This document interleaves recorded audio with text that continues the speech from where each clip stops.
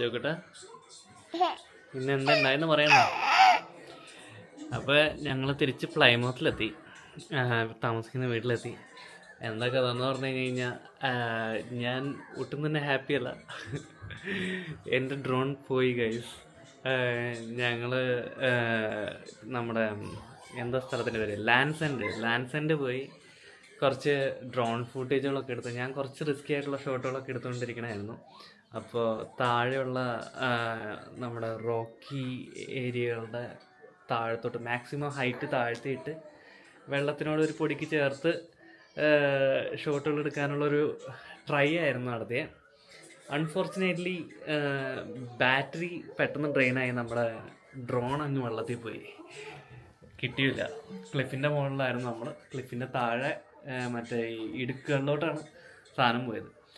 അത് കഴിഞ്ഞപ്പോൾ തന്നെ എൻ്റെ മൂഡും പോയി, ഞാനാകെ ഡെസ്പായി. ദെൻ നമുക്ക് നമ്മുടെ വ്ളോഗ് കണ്ടിന്യൂ ചെയ്യാൻ പറ്റിയില്ല.